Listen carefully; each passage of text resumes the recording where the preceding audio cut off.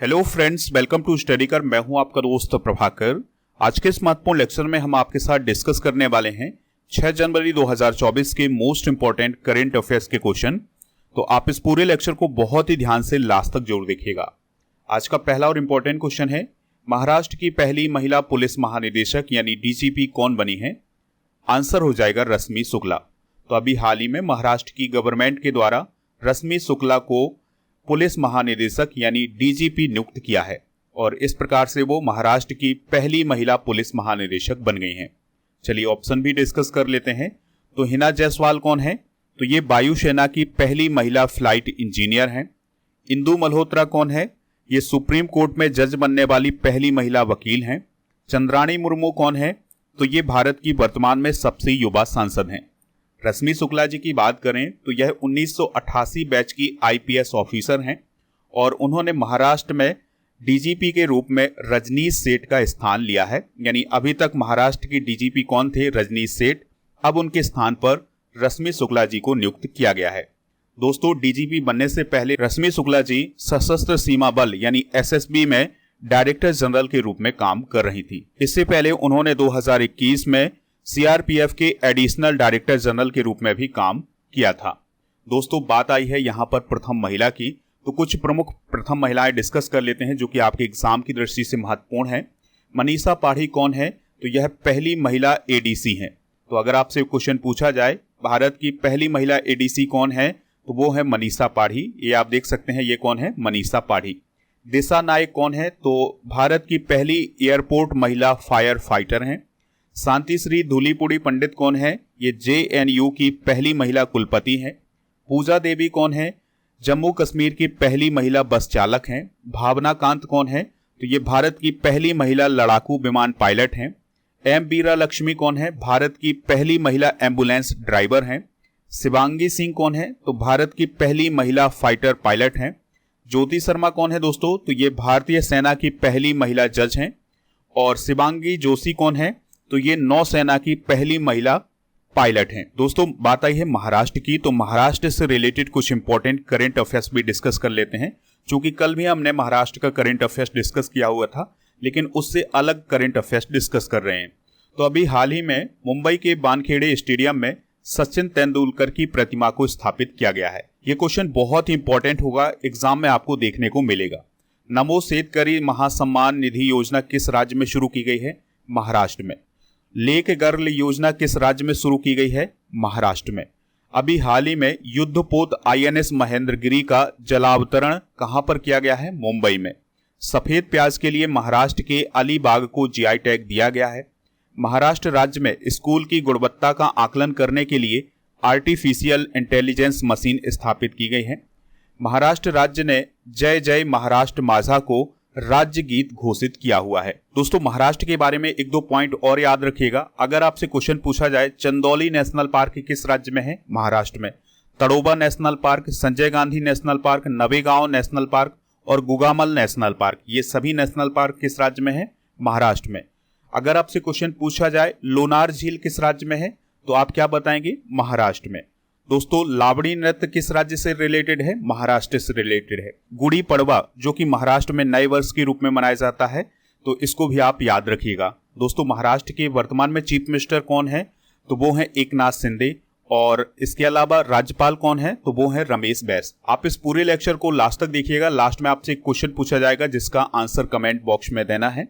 अगर आप चैनल पर पहली बार आए हैं तो सब्सक्राइब कर लें, बेल आइकन भी दबा लें, जिससे आपको समय पर और सबसे पहले नोटिफिकेशन मिल सकेगा। आप हमारे टेलीग्राम चैनल को भी ज्वाइन कर लीजिएगा। टेलीग्राम पर जाना है, स्टडी कर ऑफिशियल सर्च करना है तो हमारा चैनल मिल जाएगा। और दोस्तों, इस चैनल को ज्वाइन कर लेना है तो आपको पीडीएफ भी मिल जाएगा। इसके अलावा आप हमारे ऐप को भी डाउनलोड कर सकते हैं। ऐप का लिंक डिस्क्रिप्शन बॉक्स में दिया गया है, या फिर आप इसे प्ले स्टोर से स्टडी कर सर्च करके डाउनलोड कर सकते हैं। आपको ऐप पर e book, test series, PDF और डेली क्विज ये सभी मिल जाएंगे।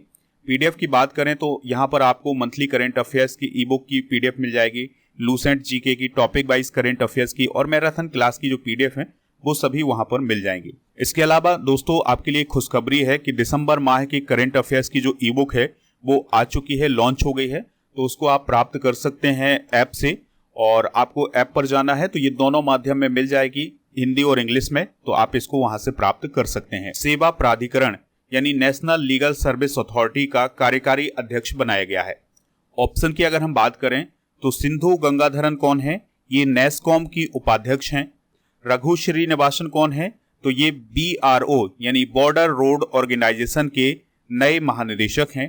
डॉक्टर दिनेश दास कौन है, तो ये अभी हाल ही में UPSC के सदस्य बने थे। दोस्तों, राष्ट्रपति द्रौपदी मुर्मू जी के द्वारा राष्ट्रीय कानूनी सेवा प्राधिकरण के कार्यकारी अध्यक्ष के रूप में किसे नियुक्त किया गया है, जस्टिस संजीव खन्ना को नियुक्त किया गया है। उन्होंने किसका स्थान लिया है, तो जस्टिस SK कोल का स्थान लिया है। याद रखिएगा दोस्तों, नालसा के कार्यकारी अध्यक्ष के रूप में सुप्रीम कोर्ट के दूसरे सीनियर जज की नियुक्ति की जाती है, यानी कि सुप्रीम कोर्ट का जो दूसरा सीनियर जज होगा वही नालसा का कार्यकारी अध्यक्ष होगा। जैसे सबसे सीनियर जज तो हो गए चीफ जस्टिस ऑफ इंडिया, उनके बाद जो सेकंड नंबर आता है, जो भी जस्टिस सेकंड नंबर पर आते हैं उन्हें ही नालसा का कार्यकारी अध्यक्ष नियुक्त किया जाता है। और नियुक्ति कौन करता है, राष्ट्रपति। दोस्तों, बात करते हैं नालसा की, तो नालसा का फुल फॉर्म क्या होता है, नेशनल लीगल सर्विस अथॉरिटी या राष्ट्रीय कानूनी सेवा प्राधिकरण। तो ये किसके लिए काम करने वाली संस्था है, इसका काम क्या होता है, तो चलिए इसको डिस्कस कर लेते हैं। तो दोस्तों, नालसा का काम होता है फ्री में कानूनी सेवाएं प्रदान करना। तो जो कमजोर वर्ग के लोग हैं उन्हें यह फ्री में कानूनी सेवाएं प्रदान करता है। इसका उद्देश्य होता है कि जो विवाद हैं उन्हें सौहार्दपूर्ण तरीके से निपटाया जा सके और उनके लिए लोक अदालतों का आयोजन किया जा सके। नालसा का नेतृत्व कौन करते हैं, भारत के मुख्य न्यायाधीश यानी चीफ जस्टिस ऑफ इंडिया के द्वारा नालसा का नेतृत्व किया जाता है। दोस्तों, कुछ प्रमुख आयोगों के अध्यक्ष और सचिव डिस्कस कर लेते हैं। जैसे नीति आयोग के वर्तमान में अध्यक्ष कौन है, प्राइम मिनिस्टर नरेंद्र मोदी जी। नीति आयोग के उपाध्यक्ष कौन है, सुमन कुमार बेरी। नीति आयोग के CEO कौन है, VVR सुब्रमण्यम। UPSC के अध्यक्ष कौन है, डॉक्टर मनोज सोनी। 22वें विधि आयोग के अध्यक्ष कौन है, ऋतुराज अवस्थी। राष्ट्रीय महिला आयोग के अध्यक्ष कौन है, रेखा शर्मा। OBC आयोग के अध्यक्ष कौन है वर्तमान में, तो ये हैं हंसराज गंगाराम अहीर। SSC के अध्यक्ष कौन है, तो वो है S किशोर। और 7वें वेतन आयोग के अध्यक्ष कौन है, अशोक कुमार माथुर। नेक्स्ट क्वेश्चन है, भारत नेपाल संयुक्त आयोग की 7वीं बैठक कहां आयोजित की गई है, आंसर हो जाएगा काठमांडू में। तो नेपाल की कैपिटल काठमांडू में अभी हाल ही में भारत नेपाल संयुक्त आयोग की 7वीं बैठक आयोजित की गई है। ऑप्शन की अगर हम बात करें तो चेन्नई में क्या आयोजित किया गया है अभी हाल ही में, वैश्विक समुद्री शिखर सम्मेलन 2023। बेंगलुरु में क्या आयोजित किया गया था, 5वां विश्व कॉफी सम्मेलन 2023। नई दिल्ली में क्या आयोजित किया गया है, विश्व निवेश सम्मेलन 2023। तो ये सम्मेलन भी आप याद रखिएगा। तो दोस्तों, विदेश मंत्री S जयशंकर जी 2 दिन की नेपाल की यात्रा पर गए थे, तो वहां पर उन्होंने अपने समकक्ष NP साउद के साथ बातचीत की है और 7वें भारत नेपाल संयुक्त आयोग की बैठक में हिस्सा लिया था। भारत और नेपाल के बीच में अभी 4 महत्वपूर्ण समझौते हुए हैं। जैसे पहला समझौता हुआ है सामुदायिक विकास परियोजनाओं के कार्यान्वयन को लेकर। दूसरा समझौता हुआ है दीर्घकालिक विद्युत व्यापार को लेकर, यानी 10 साल में 10,000 मेगावाट बिजली आयात को लेकर के समझौता हुआ है। इसके अलावा नवीकरणीय ऊर्जा विकास में सहयोग के लिए समझौता हुआ है और मुनल सैटेलाइट के लिए भी भारत और नेपाल के बीच में समझौता हुआ है। तो ये समझौते भी आप नोट कर लीजिएगा। चलिए दोस्तों, नेपाल के बारे में कुछ बेसिक जानकारी डिस्कस कर लेते हैं। तो नेपाल की कैपिटल क्या है, काठमांडू। राष्ट्रपति कौन है, रामचंद्र पौडेल। प्राइम मिनिस्टर कौन है, पुष्प कमल दहल। ये आप देख सकते हैं, ये कौन है, पुष्प कमल दहल। करेंसी क्या है, नेपाली रुपया। अगर आपसे क्वेश्चन पूछा जाए कि भारत के वो कौन कौन से राज्य हैं जिनकी सीमा नेपाल से लगती है, तो पहला राज्य है उत्तराखंड, दूसरा राज्य है उत्तर प्रदेश, तीसरा राज्य है बिहार, चौथा राज्य है पश्चिम बंगाल और 5वां राज्य है सिक्किम। यानी 5 राज्यों की सीमा नेपाल से लगती है। दोस्तों, बात आई थी काठमांडू की, तो काठमांडू में सार्क का मुख्यालय है। अब आप कमेंट बॉक्स में सार्क का फुल फॉर्म बताइएगा। सूर्य किरण युद्धाभ्यास किसके बीच आयोजित किया जाता है, भारत और नेपाल के बीच। सेम सेक्स मैरिज रजिस्टर्ड करने वाला पहला दक्षिण एशियाई देश कौन बना है अभी हाल ही में, नेपाल। नेक्स्ट क्वेश्चन है, बीच गेम्स 2024 का शुभारंभ कहां हुआ है, आंसर हो जाएगा द्वीप में। तो दमन और द्वीप आपने सुना होगा, तो उसी के द्वीप में बीच गेम्स 2024 का शुभारंभ किया जाएगा। अब आपको कंफ्यूजन होगा कि ये बीच गेम क्या है। तो समुद्र के किनारे का जो इलाका होता है उसे हम बीच बोलते हैं।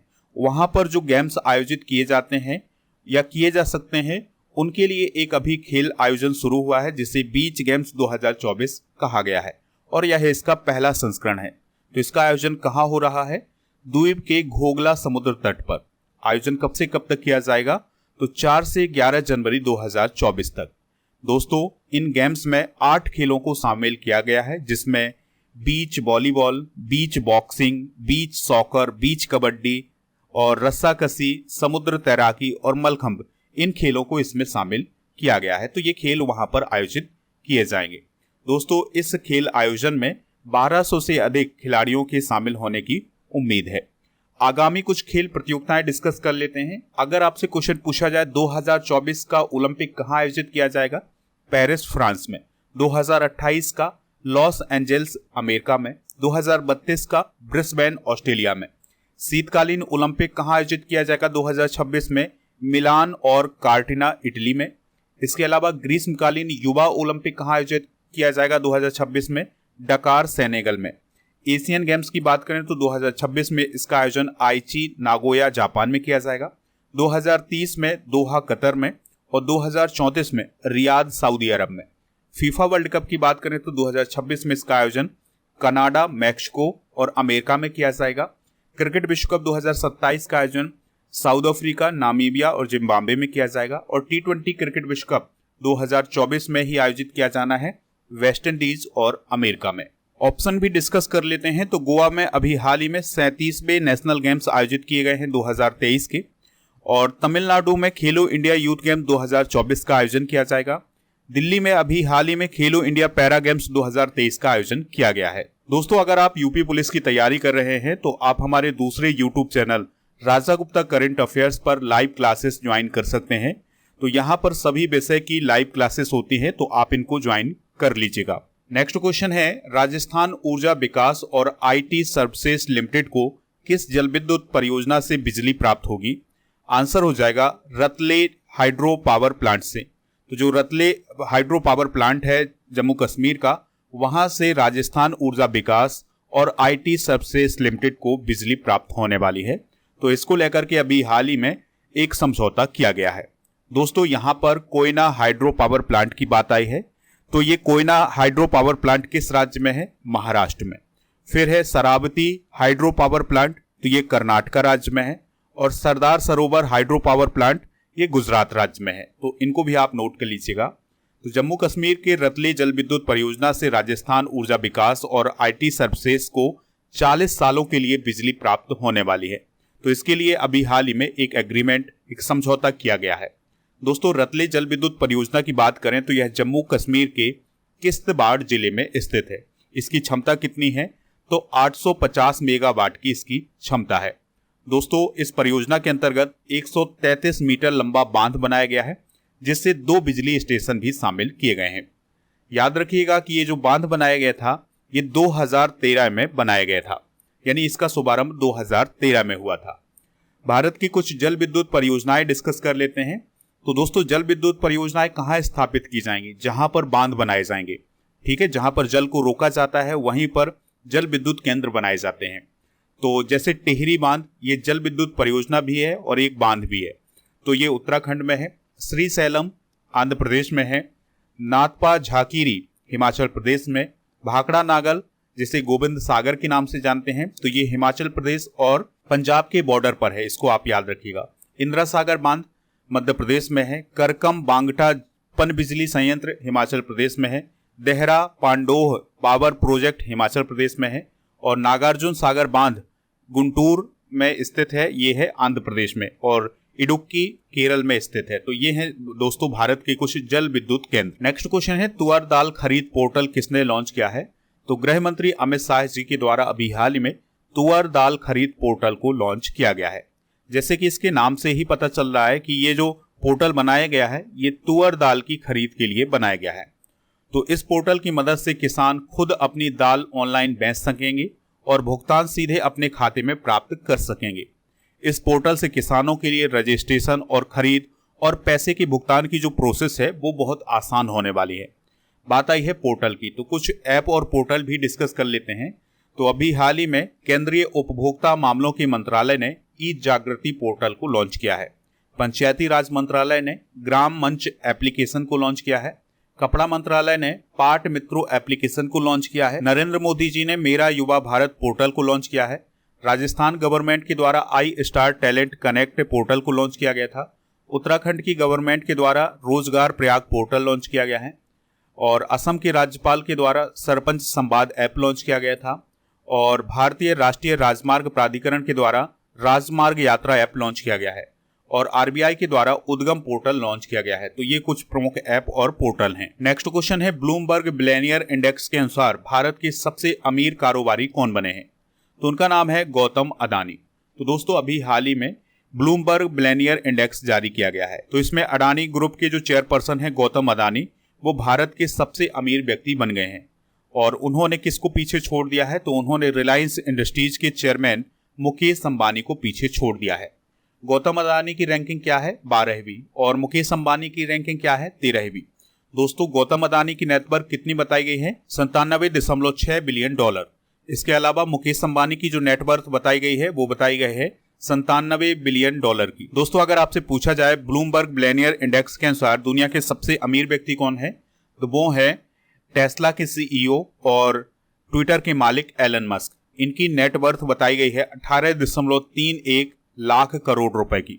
दूसरे स्थान पर हैं अमेजन के फाउंडर जेफ बेजोस और तीसरे स्थान पर हैं बर्नार्ड अर्नोल्ड। रिपोर्ट और रैंकिंग की बात आई है तो अभी हाल ही में एनसीआरबी के द्वारा एक डाटा पेश किया गया था। तो इसमें खाद्य पदार्थों की मिलावट के मामले में हैदराबाद सबसे आगे है। मर्सर के सर्वे के अनुसार भारत में जीवन की गुणवत्ता के मामले में हैदराबाद पहले स्थान पर है। तिरयानी ब्लॉक को नीति आयोग की पहली डेल्टा रैंकिंग में शीर्ष स्थान प्राप्त हुआ है। मॉर्निंग कंसल्ट के द्वारा अभी हाल में एक सर्वे किया गया था तो इसमें 76% रेटिंग के साथ दुनिया के सबसे लोकप्रिय नेता बने हैं नरेंद्र मोदी जी। टोबैको कंपनी है आईटीसी, तो यह दुनिया की तीसरी सबसे वैल्यूएबल टोबैको कंपनी बनी है। अगला क्वेश्चन है, युद्ध अनाथों के लिए विश्व दिवस कब मनाया जाता है? तो हर साल 6 जनवरी को युद्ध अनाथों के लिए विश्व दिवस मनाया जाता है। बात आई है दोस्तों 1 जनवरी की, तो 1 जनवरी को डीआरडीओ का स्थापना दिवस मनाया जाता है। 4 जनवरी को क्या मनाया जाता है? ब्रेल दिवस मनाया जाता है। और 2 जनवरी को याद रखिएगा अंतर्मुखी दिवस मनाया जाता है। तो हर साल 6 जनवरी को कौन सा दिवस मनाया जाता है, इस बात को आप याद रखिएगा, युद्ध अनाथों के लिए विश्व दिवस। और इस दिवस को मनाने की घोषणा कब की गई थी? 1990 में। दोस्तों युद्ध के कारण जो बच्चे अनाथ हो जाते हैं तो उनके प्रति जागरूकता बढ़ाने के लिए यह दिवस मनाया जाता है। जनवरी माह के कुछ प्रमुख दिवस डिस्कस कर लेते हैं, जैसे 1 जनवरी को वैश्विक परिवार दिवस, 3 जनवरी को सावित्रीबाई फुले की जयंती मनाई जाती है, 6 जनवरी को युद्ध अनाथों का विश्व दिवस अभी हमने डिस्कस किया हुआ है, 8 जनवरी को अफ्रीकी राष्ट्रीय कांग्रेस का स्थापना दिवस, 10 जनवरी को विश्व हिंदी दिवस मनाया जाता है, 11 जनवरी को लाल बहादुर शास्त्री जी की पुण्यतिथि मनाई जाती है, 12 जनवरी को राष्ट्रीय युवा दिवस, 15 जनवरी को भारतीय सेना दिवस, 23 जनवरी को नेताजी सुभाष चंद्र बोस की जयंती मनाई जाती है जिसे हम पराक्रम दिवस भी बोलते हैं, 24 जनवरी को राष्ट्रीय बालिका दिवस और 25 जनवरी को राष्ट्रीय मतदाता दिवस और राष्ट्रीय पर्यटन दिवस मनाया जाता है, 26 जनवरी को गणतंत्र दिवस और अंतर्राष्ट्रीय सीमा शुल्क दिवस मनाया जाता है, 28 जनवरी को लाला लाजपत राय जी की जयंती मनाई जाती है और 30 जनवरी को शहीद दिवस मनाया जाता है। नेक्स्ट क्वेश्चन है, सुंदरबन शहद किस राज्य से संबंधित है जिसे जीआई टैग प्रदान किया गया है? आंसर हो जाएगा पश्चिम बंगाल। तो पश्चिम बंगाल के सुंदरबन शहद को अभी हाल ही में जीआई टैग प्रदान किया गया है। तो सुंदरबन शहद के अलावा लाल नुनिया चावल और टंगाई, गोराद और कोडियाल साड़ियों को जीआई टैग प्रदान किया गया है और ये सभी प्रोडक्ट पश्चिम बंगाल से रिलेटेड हैं। अगर हम बात करें सुंदरबन शहद की, तो इस शहद को मौली समुदाय के द्वारा सुंदरबन जंगल से एकत्रित किया जाता है। लाल नुनिया चावल किस जिले में उगाया जाता है? तो यह जलपाईगुड़ी जिले में उगाया जाता है। दोस्तों याद रखिएगा कि जो कोडियाल साड़ी है इनका प्रोडक्शन मुर्शिदाबाद जिले के मिर्जापुर में किया जाता है। नेक्स्ट क्वेश्चन है, पृथ्वी विज्ञान योजना का अनावरण किसने किया है? तो अभी हाल ही में प्राइम मिनिस्टर मोदी जी के द्वारा पृथ्वी विज्ञान योजना का अनावरण किया गया है। याद रखिएगा कि ये जो पृथ्वी विज्ञान योजना है यह केंद्र सरकार की योजना है और यह पृथ्वी विज्ञान मंत्रालय से संबंधित योजना है। दोस्तों, इस योजना में पृथ्वी विज्ञान मंत्रालय के अंतर्गत जो संस्थाएं आती हैं वो देश को किसी भी आपदा से पहले चेतावनी देंगी। इस योजना को साल 2021 से 2026 तक लागू किया गया है। इस योजना की कुल लागत कितनी है? 4,797 करोड़ रुपए की। चलिए अब कल के करंट अफेयर्स को रिवाइज कर लेते हैं, फिर इसके बाद जनरल नॉलेज के पिटारे को डिस्कस करेंगे। लास्ट में पूछेंगे आपसे क्वेश्चन जिसका आंसर कमेंट बॉक्स में देना है। तो कल का पहला क्वेश्चन था, रानी दुर्गावती श्री अन्न प्रोत्साहन योजना किस राज्य में शुरू की गई है? मध्य प्रदेश में। आर्टन कैपिटल के अनुसार विश्व का सबसे मजबूत पासपोर्ट किस देश का बना है? संयुक्त अरब अमीरात का। क्रिकेट के 147 साल के इतिहास का सबसे छोटा टेस्ट मैच भारत और किसके बीच खेला गया है? South Africa. भारतीय नौसेना के उप प्रमुख कौन बने हैं? दिनेश कुमार त्रिपाठी। किस राज्य सरकार ने गुणोत्सव 2024 लॉन्च किया है? असम। किस जिले को one district one product award 2023 प्रदान किया गया है? बुरहानपुर। भारत पहली बार किस रॉकेट से उपग्रह लॉन्च करेगा? फाल्कन 9 से। किस झील में वार्षिक पक्षी गणना शुरू हुई है? चिल्का झील में। हट्टी समुदाय किस राज्य से रिलेटेड है जिसे एसटी का दर्जा दिया गया है? हिमाचल प्रदेश। और किस राज्य सरकार ने ड्रोन मिशन शुरू किया है? महाराष्ट्र। तो ये थे दोस्तों कल के करंट अफेयर्स के क्वेश्चन। आज के जनरल नॉलेज के पिटारे में हम राष्ट्रीय आंदोलन की महत्वपूर्ण घटनाएं डिस्कस करेंगे। तो यह इसका सेकेंड पार्ट है। इसका पहला पार्ट कल डिस्कस कर चुके हैं। 1904 में भारतीय विश्वविद्यालय अधिनियम पारित किया गया था। 1905 में बंगाल विभाजन हुआ था। 1906 में मुस्लिम लीग की स्थापना की गई थी। 1907 में सूरत अधिवेशन और कांग्रेस में फूट हुई थी। 1909 में मार्ले मिंटो सुधार हुआ था। 1911 में ब्रिटिश सम्राट का दिल्ली दरबार लगाया गया था और 1916 में होम रूल लीग का निर्माण किया गया था और 1916 में मुस्लिम लीग और कांग्रेस के बीच में समझौता हुआ था जिसे लखनऊ पैक्ट के नाम से जाना जाता है। कल के करंट अफेयर्स में आपसे क्वेश्चन पूछा गया था कि रणजी ट्रॉफी किस खेल से रिलेटेड है? तो यह क्रिकेट से रिलेटेड है। तो लगभग सभी लोगों ने इसका आंसर क्रिकेट बताया हुआ है। इसी प्रकार से दोस्तों आपसे जो क्वेश्चन पूछा जा रहा है उसका आंसर आप कमेंट बॉक्स में जरूर दीजिएगा। आज का क्वेश्चन है, सार्क का मुख्यालय कहाँ है? जो भी इसका राइट आंसर हो कमेंट बॉक्स में जरूर बताएं। हमें इंतजार रहेगा आपके आंसर।